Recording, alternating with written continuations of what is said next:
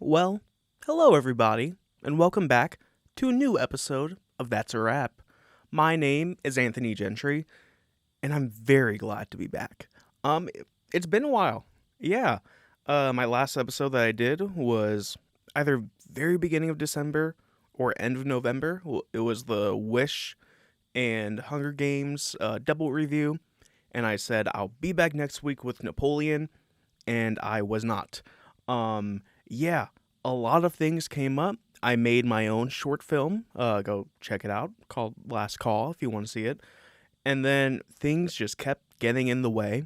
I saw all the movies that I wanted to review, but I never got around to being able to review it. And then uh, campus closed.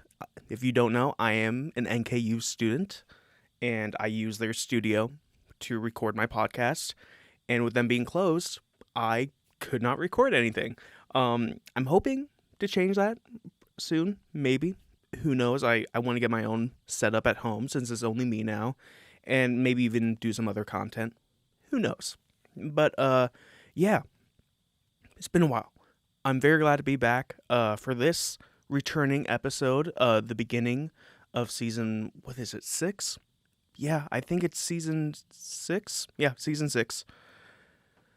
Wow, that, yeah. Um, I plan on just going through every movie that I watched since then and giving you a sort of mini review for it all. Probably won't go in depth as I usually do for all the other reviews, but I didn't want to just leave you with nothing. So, without further ado, let's get into it. So, the first movie that I want to talk about is the movie that I left you on, and that's Napoleon. Yeah, new Ridley Scott movie. Joaquin Phoenix plays Napoleon. Vanessa Kirby plays his wife. It's been a while, so I forget her name. But yeah, this had the makings of a very big movie, an epic, if you will. Especially with it being Ridley Scott. It's this big budget. It's about Napoleon. So there are a lot of expectations going in. And for me, it did not meet those expectations. This is a very interesting film. It's very weird in parts. When I was writing my notes about it a few months ago, I had written that it feels like three different movies. You get Napoleon the lover, Napoleon the war general, and then Napoleon the person, and or Napoleon the politician, and then they all try to come together to show you Napoleon the person. And in some ways it works, and in some ways it doesn't. They show Napoleon as this like complicated person who, when he's this war general, he's confident, he knows who he is, but then at home in his home life he's very unconfident. He kind of acts like a little kid. In a lot of ways, Ridley Scott does not like Napoleon. He treats him a lot like this little kid. And, I mean, that part worked, like I said, in some ways. There's other times where it feels very weird and even goofy, especially when it comes to his relationship with his wife. That just result in very odd performances at times. But yeah, the war scenes were very invigorating, very dynamic. I really liked them. There weren't that many, but I think they were spaced out well enough, and they were all long enough that I felt fulfilled seeing them.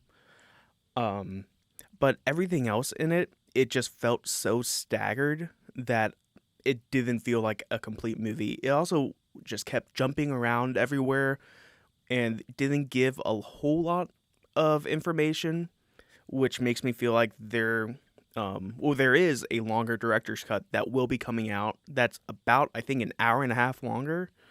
Yeah, this was about 2.5 hours. I think the extended cut is 4 hours. I think that will help to flush it out a little more, make it feel more coherent, help it flow a little more because there's some weird pacing issues in it. So yeah, I am looking forward to that because I think this movie is good enough to warrant a watch, but it's not very great. either. I'd probably give it a 65 if I had to give it a score. Not the best, but definitely not the worst either. All right. Next movie I saw that I planned on reviewing is another movie from a very acclaimed director doing something pretty new, different.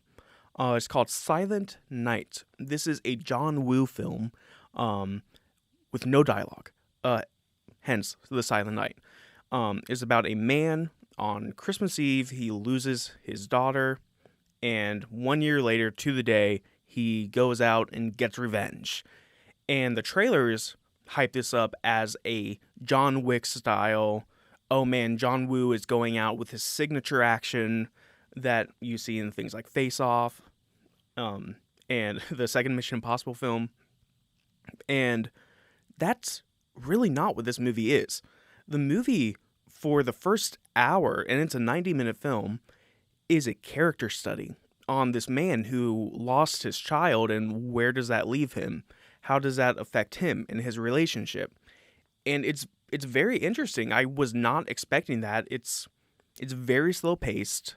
Joel Kinnaman, who plays the protagonist, gives a very good performance. But the thing holding this movie back is its premise, with it being a silent film. I was very excited about that. I thought that could lean to really interesting storytelling beats and just how you tell this story in the modern day. Because obviously we've had silent films before, but in this new age, how are you going to do that and make it work? And for the most part, it just feels like a gimmick in the movie. It feels forced, especially when he interacts with characters who are able to speak. Oh, by the way, he can't talk. He is mute because when his daughter died, he also got hit with a bullet. And so he's mute. He can't talk, but everyone around him can.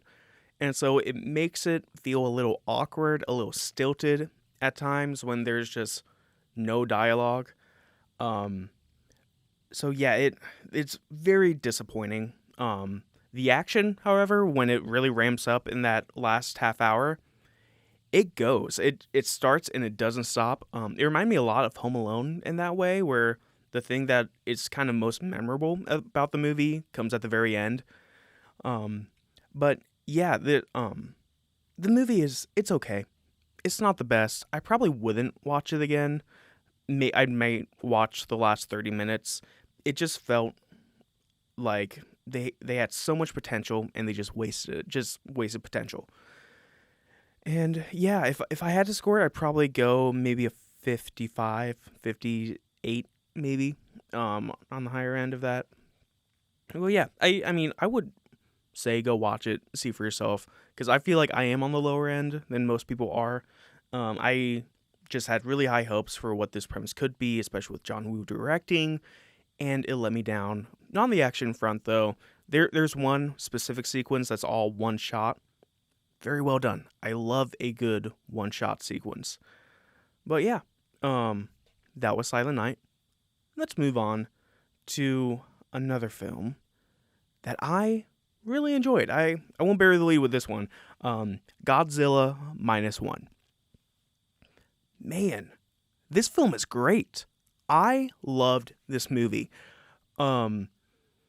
When I went into it, all I knew was that it's a new Godzilla movie, and a lot of people like it, and there is more of a focus on humans. And for me, when I went in, I was thinking, focus on humans? This is a Godzilla movie. We don't want that. We just want Godzilla tearing the place up. And Godzilla does tear the place up, don't get me wrong. But man, the human story in this was fantastic. If you don't know, it's set during, I believe, World War II. It follows this pilot who was supposed to be a kamikaze pilot. He failed his mission, and so now he is just living with survivor's guilt because he survived when he shouldn't have. And Godzilla in this movie is kind of a representation of that guilt, where it just keeps haunting this man. And he just can't move on from it, even when he has begun a new life with he has a child now, he has this potential love interest, but he just can't shake it because he feels so much guilt about the past. And then when Godzilla comes, he sees this, well, first as this demon monster, but then as a chance to maybe redeem himself, um, and to provide for his family too, because he gets a job where he like hunts mines and then hunts Godzilla. Yeah, this movie is so fantastic in all fronts. The performances in it are all great. Even though it was subtitled and I couldn't understand what they were saying, you could feel the emotion coming out from every single actor. Um, there is this sort of like band of misfits that the main character falls into when he gets this job destroying mines, and every single person in that troupe has so much chemistry with each other. I loved each and every one of them, and I was not expecting to, especially some of them, like the younger one. I thought he would be a little annoying. He was not. He had his own story, which was heartbreaking in its own way. Um, there was this general guy. There's this doctor, not doctor, scientist. All fantastic, great performances, great writing, which is weird to think about to say in a Godzilla film, but this isn't the Godzilla that you kind of know from the recent like MonsterVerse films. This is Toho Godzilla. This is the Godzilla that originated as this environmental warning, where Godzilla was a threat not because of, oh, it's a monster.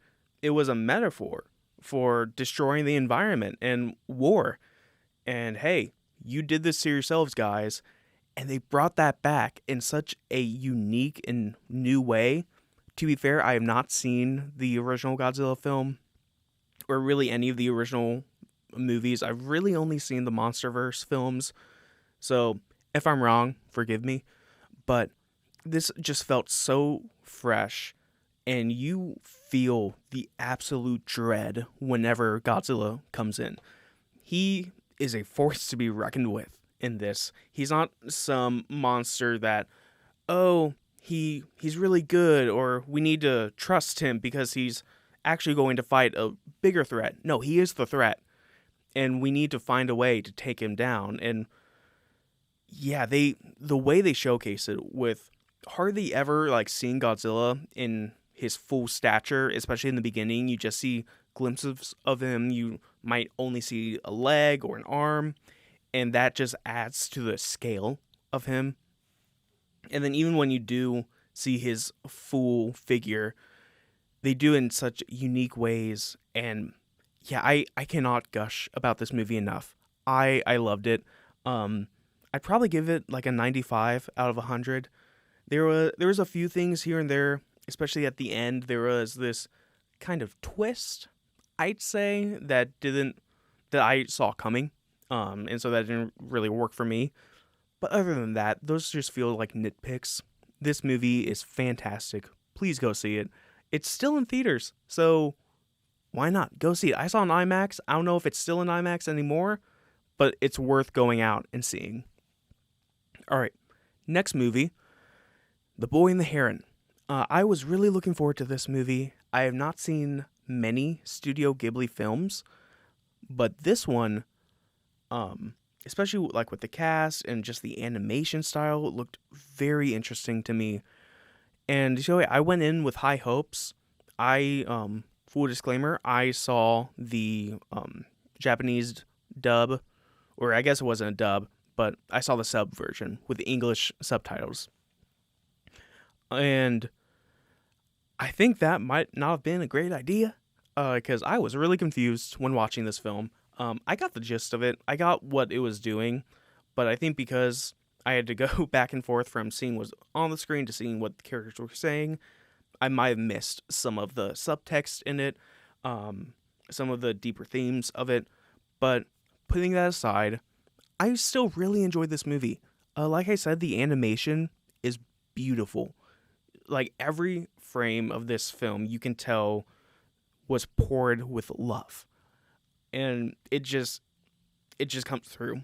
in it. The performances are all great, especially the person who plays the heron. The voice that they give him is so great. It's so unsettling to where you don't know if this guy is a friend, an enemy. Who is he? You get this really uneasy feeling with him.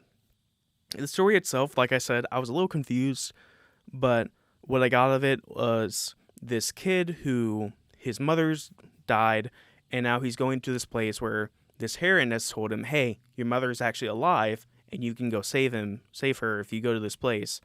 And he goes there. It's this cool, magical place with a lot of like just bird dudes walking around. And yeah, even though I was confused, I was still really just captivated by the story and by what they were showing me. And because of that, I don't have a lot to say about it. I really need to see it again just to fully grasp what was going on.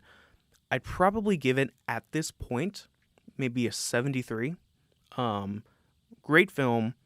I need to see it again, but yeah, at this point, I can't really give it a much higher score just because I didn't really understand what was going on. It was a little confusing to me, but I don't think that's the movie's fault. I think that's my fault. Moving on. This is another animated film, but this one's a little different. This one is Leo, the Adam Sandler lizard movie, where he plays this 70-year-old lizard who finds out, I'm about to die. Yeah, this movie is kind of exactly what you expect it to be. It's an Adam Sandler movie where he plays an animated lizard who thinks he's about to die. You know the voice he's going to give. You know the types of jokes that are going to be in here. You know the cast of who's going to be in there. What you may not know is that this is a musical, which I did not know going in. And yeah, the songs aren't the best per se, but they're catchy. They're fun. They don't even finish a lot of them. They kind of cut them off like halfway through. But yeah, this movie, the beginning is very slow. I did not like the beginning, but I stuck with it, and it's charming. It's cute. There's not much to it. The whole like premise of this movie is Leo, who is the lizard, wants to be remembered for something because he knows he's going to die, and he wants to leave an impact on the world. And he does that by he's a classroom pet, and so every time he goes home with students, he talks to them and he gives them life lessons, usually through song. And the kids start to really warm up to him, but he tells them, "Hey, you're the only person I'm talking to," and that causes some problems later on. I won't spoil it, but you can imagine what happens. But yeah, the movie, it's cute. It's light. It's nothing much. They have good lessons in it for little kids. The animation is actually pretty good. I was not expecting like this quality of animation, especially from a Netflix movie that's probably not super high budget. Yeah, the movie was all right. Wasn't much. I'd probably give this one maybe a 44.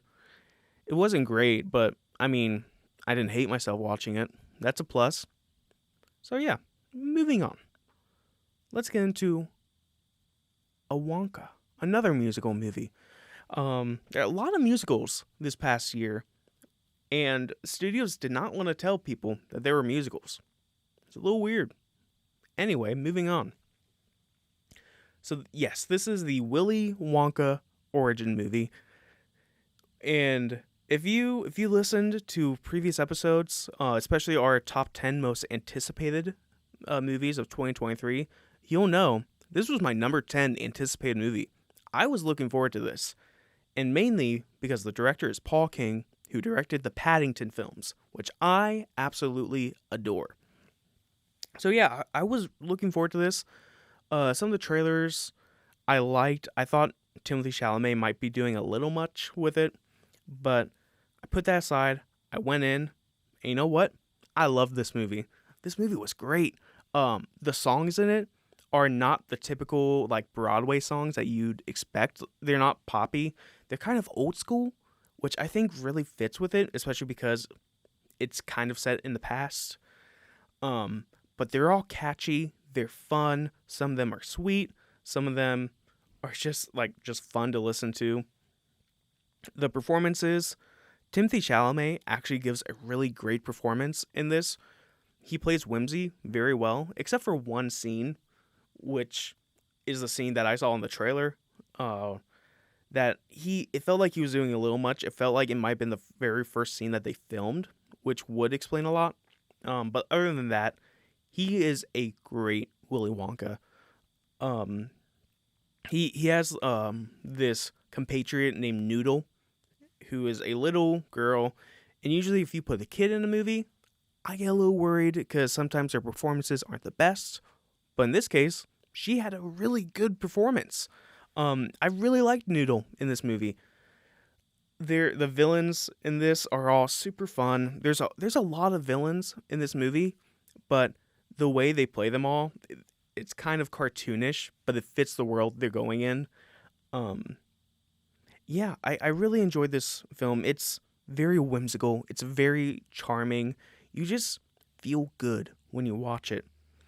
But it's also a Roald Dahl film, which, if you ever read a Roald Dahl book or seen one of his movie adaptations, you know it.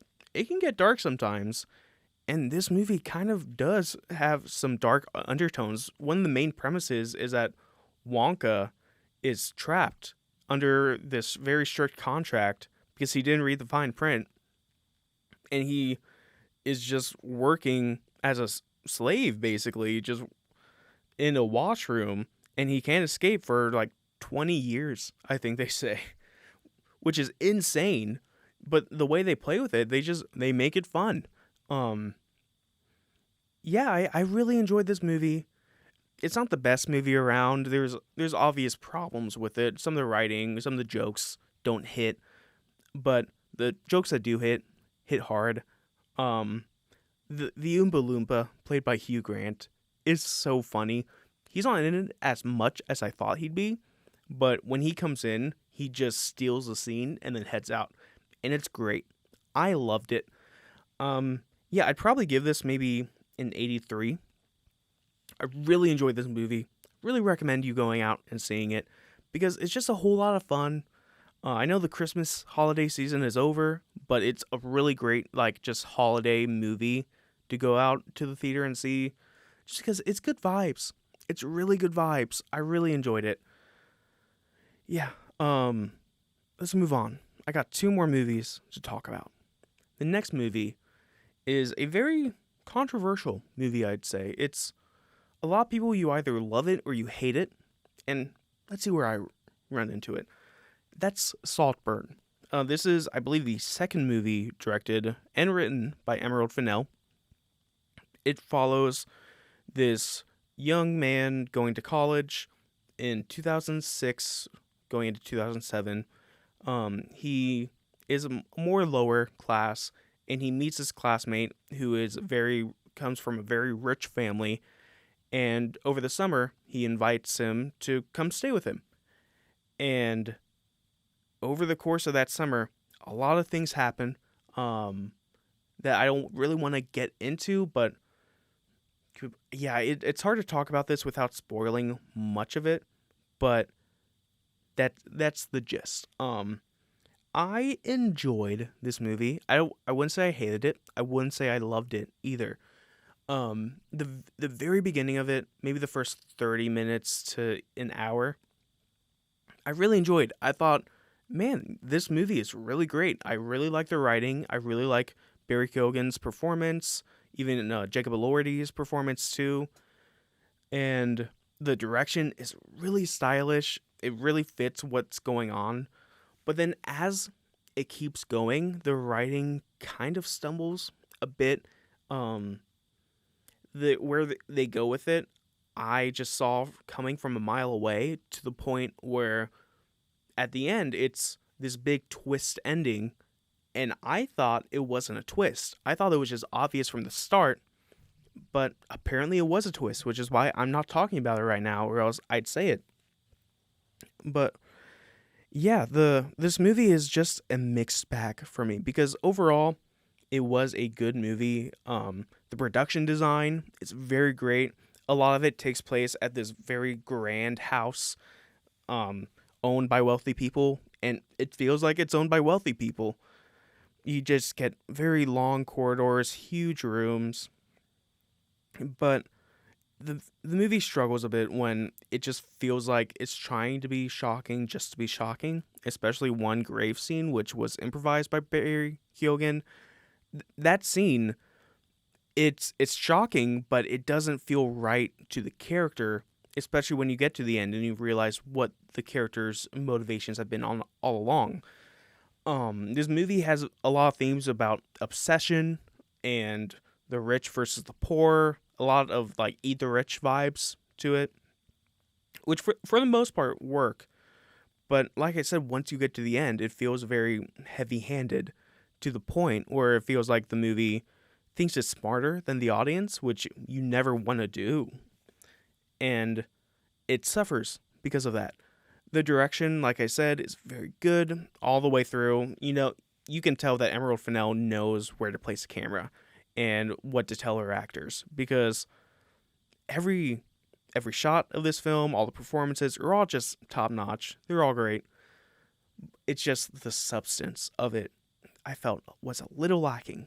And yeah, it was a little disappointing. Still liked it overall. I'd probably give it maybe a 77.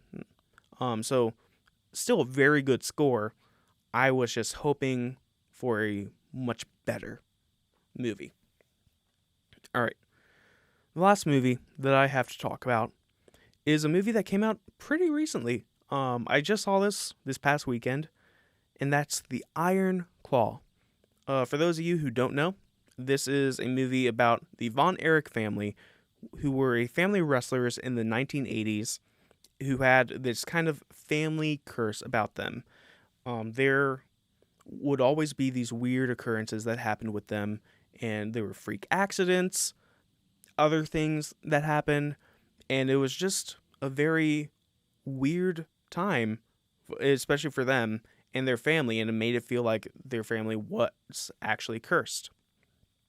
So, as you may imagine, with it being about a family, this is an ensemble movie. Zac Efron plays the lead. He plays Eric. You also get Jamie Allen White as one of the brothers, Carrie. I forget the other two actors who play the other two brothers, but you get, I believe it's, yeah, Kevin and then Mike. I believe. I might be wrong. But yeah, they make up the four brothers, and then you get the mom and the dad, and then Eric's love interest, Pam.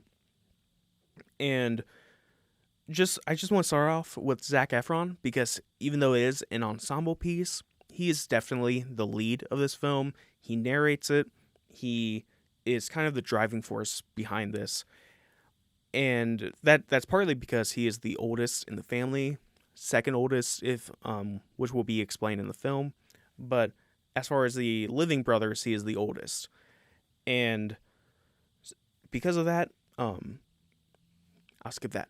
Zac Efron's performance is fantastic. He not only goes through a big physical change in this film, which you'll see because he is huge in this movie. He is jacked up.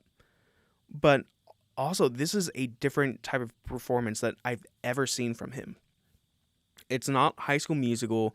It's not Baywatch. I haven't seen his... I think Ted Bundy. It was Ted Bundy. I haven't seen his Ted Bundy movie, but yeah, this movie or this performance is so great because he plays this huge dude, but he's a very delicate person. All he wants is to just care for his family, make sure his brothers are doing okay, keep the peace, and just love and care for his family and wrestling. And that performance is very nuanced because you play this huge dude, but you also have to play it very sensitive, and he's a shy dude. And Zac Efron just plays that pitch perfectly. It's a great performance. It's Oscar worthy, honestly. And along with the other brothers in the film, they all have their own distinct personality that differentiates them from everyone else. And so the performances are great, but also the writing is so good. Especially when you get into their dynamics not only with each other but with their parents. The father of the film, I believe his nickname was Fritz.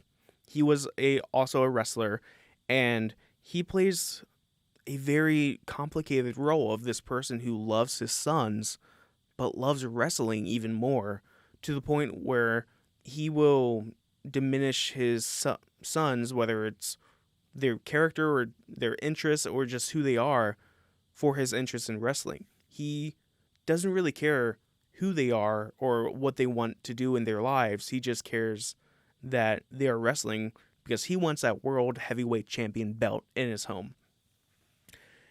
And from that, it causes a lot of division between the brothers and the father. And that's where kind of the main conflict comes in.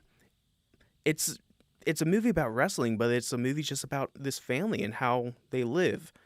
And the first half of the film is very slow. It's a very slow movie. But it's slow because it's just getting you used to these brothers and this family. You get to know each and every one of them. So then when the second half comes and you get into the family curse, it feels like everything is going right, and then it all goes downhill very quickly. Um, at one point in the film, Zac Efron has a child, and that's kind of what I used for the timeline of everything, because when things go wrong, they kind of all go wrong all at once. And I was thinking, oh, maybe this isn't very paced well. But that kid was not aging whatsoever. He was still an infant every time something bad happened, which it could just be the movie just extrapolating the truth, taking that out because they knew maybe people would be watching that. But maybe it's true and all these events kind of coincided one by one, which not only makes it just devastating to watch, but it also really picks up the pace too, because you get all these brothers who you have come to love too, and you just see them suffer, and each one of them suffers one after the other, and it's depressing, but it's so just one, like, moving to watch, but it also angers you because you understand kind of why all this happens, and it all kind of stems back to the father and him constantly pushing his sons to a point where it's not healthy for them. He should not be pushing them this hard, and yet he is, and that kind of causes some of them to spiral. It's not the main cause, obviously, because there's very clear hints of depression in the family, whether it's with the mom or with the brothers, with the dad. They are all very clearly depressed, especially Eric. You really get that in this film. The wrestling fights too, they're all good. I wouldn't say they're great. There's some moments where you can tell that they are stage fighting, where they punch someone, but the punch doesn't connect, and usually they can hide that in a film. They didn't really hide it in here, but part of me wondered if that was because they wanted to show that this is choreographed. It's not fully real, even though it is mostly real. So yeah, that's mainly like one of my only criticisms of the film. It it is very slow in the beginning, which I don't think is a bad thing, but it does kind of bring it down a little bit. There's a moment I checked my watch thinking, hey, we have maybe 30, 40 minutes left. We had another hour 10, hour 20 in the movie. Only 40 minutes has passed. But yeah, I really enjoyed this movie. This movie is heartbreaking in some of the best ways. And when you like cuz I looked it up afterwards cuz I wanted to research it, and a lot of it was true. And the thing that was even worse was that there was another brother that existed that they didn't even include in the movie because it just would have been too much. It would have just added on to the runtime. And his story was also very sad too. It was a very depressing movie to the point where you also start to believe maybe this family is cursed. Their name, the Von Erichs, is a cursed name, and they need to get rid of it. But yeah, overall, a fantastic movie. Lily James plays Pam. I didn't bring her up yet. She has a great role in this, just playing Eric's very loving and supportive girlfriend and wife. But then it comes to the point too where, because he gets so depressed about what's happening with his family, she feels like she can't really be around that, especially when it comes to her kid. And so it creates this very good complexity and nuance with that performance and with their relationship. And yeah, I really can't recommend this movie enough. I probably give it an 85. I really love this movie. I really want to see it again. Maybe not for a while because it is very depressing.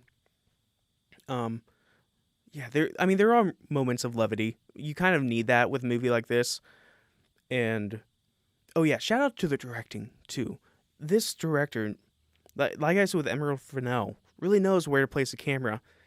Especially because this is filmed in a more or set in a more rural location, so you get a lot of like farmland, and you think it would just be kind of barren, but it's not. It feels very naturalistic, this film, and I really like that about it.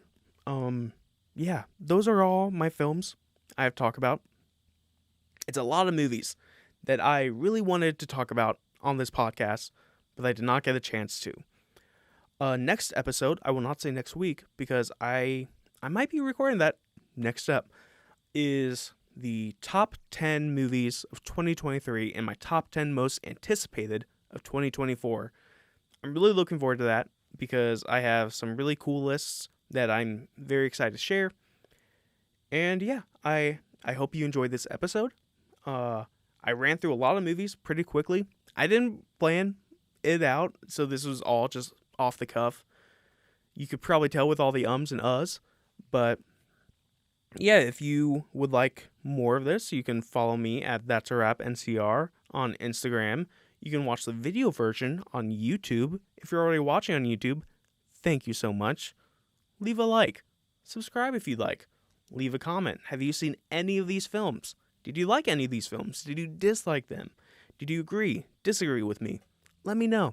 I want to know. But yeah, thank you for that. Be sure to check out the top 10 movies. But until next time, that's a wrap.